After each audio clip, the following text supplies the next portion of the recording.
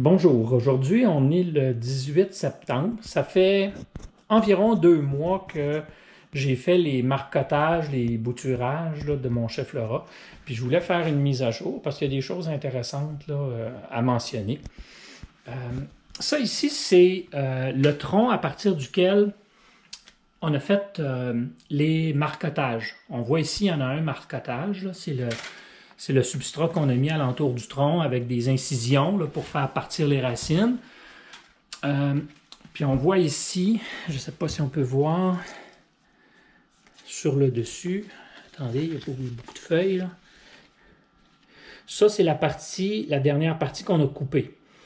Puis il y avait, la première fois que j'ai fait les marcotages, j'ai fait 2 marcotages. J'en ai fait un juste ici sur le tronc, puis j'en ai fait un autre un peu plus haut sur le tronc, qui était plus haut, environ 24 pouces plus haut. La partie du haut que j'ai coupée, ça se trouve à être cette partie-là ici. C'est cette plante-là que j'ai mis dans ce pot-là ici. Ça a très bien fonctionné parce que depuis que j'ai fait la transplantation, il a poussé 2 nouvelles branches complètes. Il y a celle-là ici,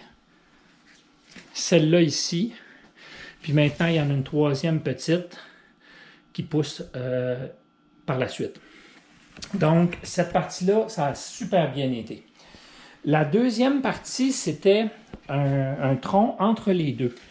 C'est celle-là ici.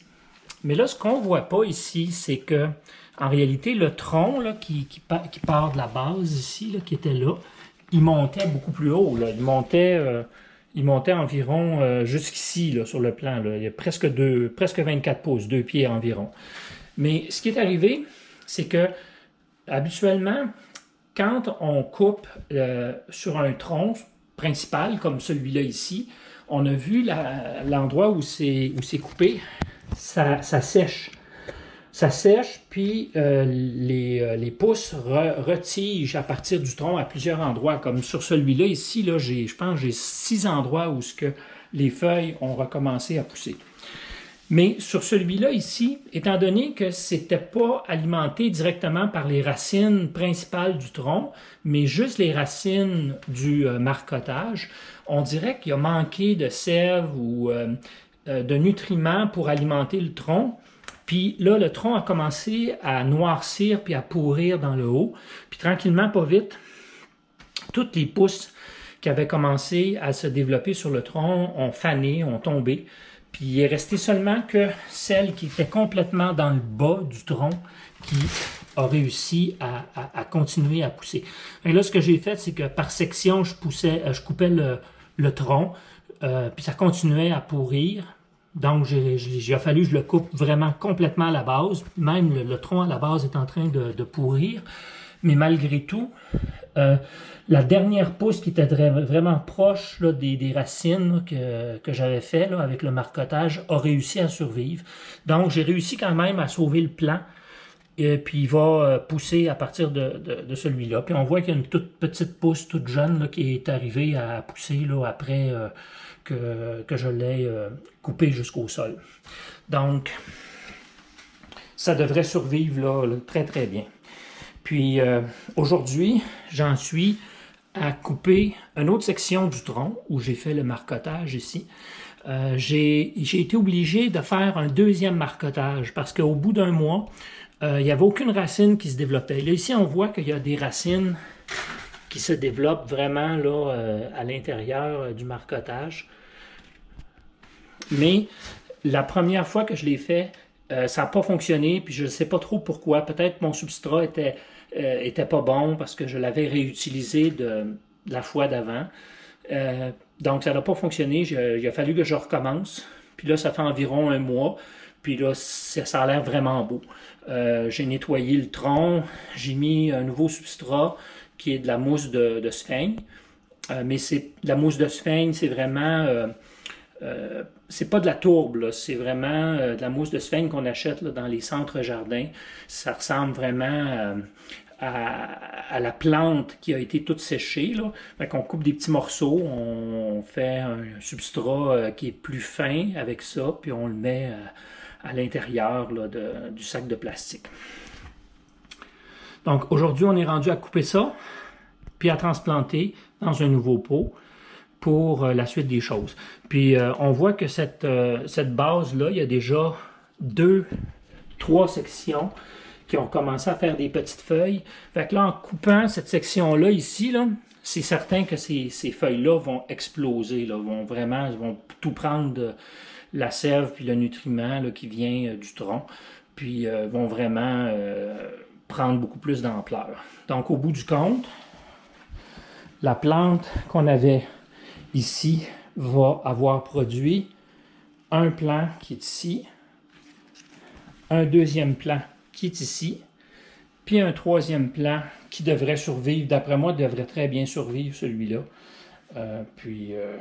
On va voir là, si tout se passe bien là, au bout de quelques mois. Bon, voici venu le moment de couper la plante ici, juste en dessous du marcotage. On enlève ça. Il y a une autre petite attache ici qu'il faut que j'enlève.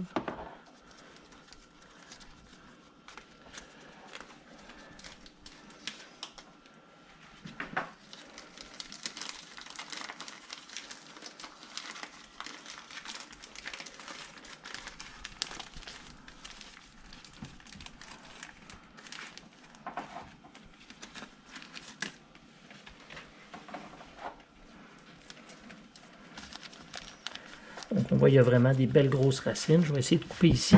Le tronc est quand même assez gros, donc c'est assez difficile, là.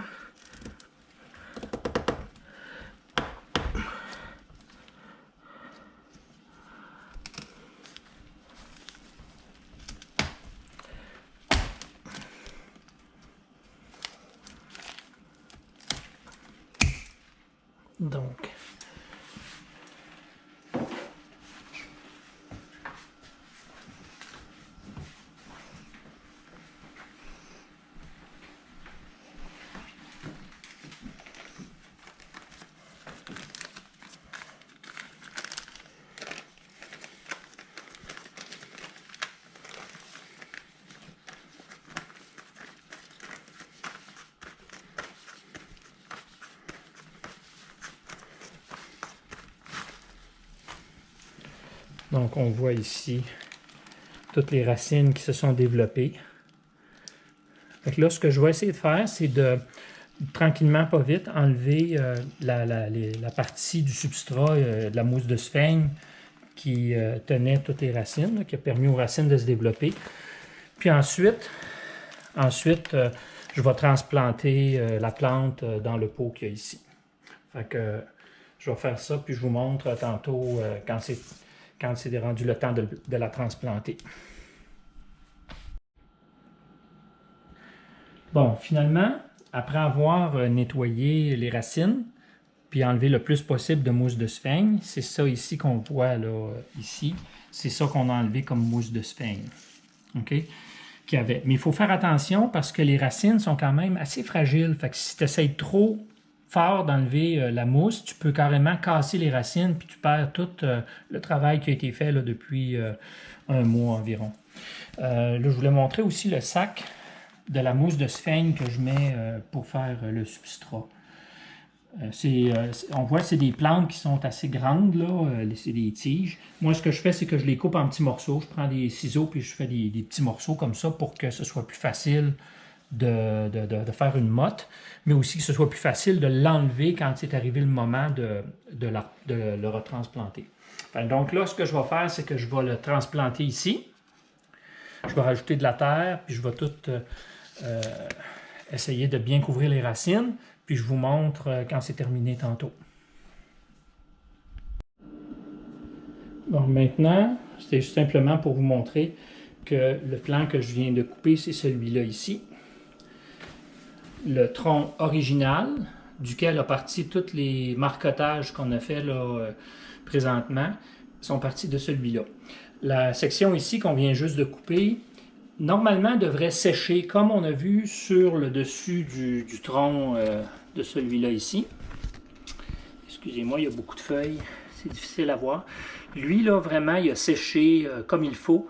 Il n'a pas cherché à pourrir. Fait que celui-là, d'après moi, devrait sécher. Puis il y a des grosses chances qu'il parte d'autres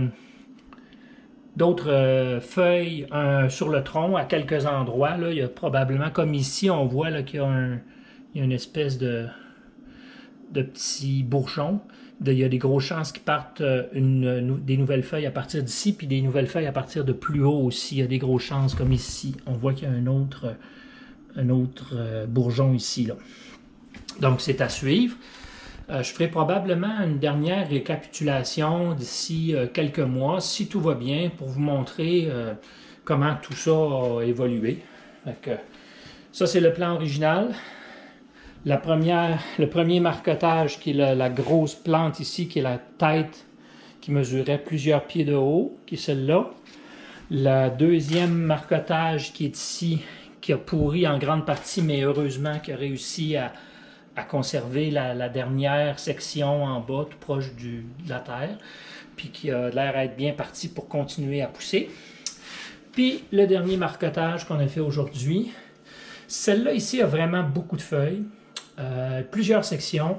Je m'attends peut-être à ce qu'il y ait certaines sections qui s'atrophient, puis qu'au bout du compte, qu'il reste 2 ou 3 tiges principales là, pour que le plant continue à pousser.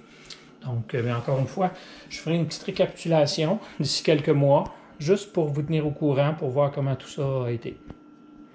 Merci d'avoir écouté ma vidéo. À la prochaine!